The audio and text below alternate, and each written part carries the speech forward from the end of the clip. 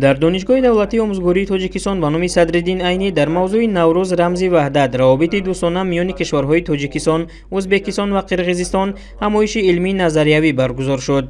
در کار آن دانشمندان و محققان، اهل ریاست، آموزگاران و دانشجویان اشتراک و سخنرانی نمودند.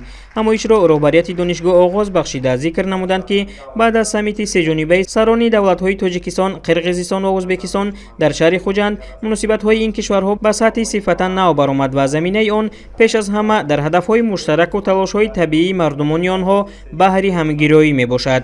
ناطقان ابراز نمودند که سازشنامه مذکور در تجلیل جشن بین‌المللی نوروز اتفاق افتاد و این بسیار رمزی میباشد، زیرا نوروز عالم افروز که بنیادش را خرد محوری و همبستگی و زندگی دوستی تشکیل میدهد، در فرهنگ هر سه کشور افاده کننده صلح و ثبات، دوستی و همدلی و رفاقت محسوب می‌یابد. سپس در همایش از جانب اشتراکیان در موضوعهای جمهوری تاجیکستان، تشبسکاری دوستی و همگرایی کشورهای آسیای مرکزی، جنبه‌های منطقوی و جهانی، حل مشکلات سرحد در آسیای مرکزی، نوروز رمز احیا، همبستگی و مهر و محبت بین خلق‌ها، موروضه‌های پرمحتوا ارائه شد. باید گفت که دوستی و همدیگر فهمی بین خلق‌ها یکی از ارزش‌های مقدس انسانیت به شمار می‌رود.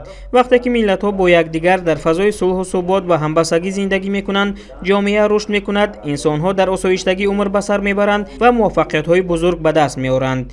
در شرایط امروزه جهانی معاصر که روندهای جهانی شوی و همکاری بین کشورها با سرعت رشد می‌کند، دوستی خلق‌ها اهمیت حیاتاً مهم دارد. این دوستی نه تنها رمز انسان دوستی و تحمل پذیری است، بلکه پایه مهمی صلح جهانی نیز میباشد.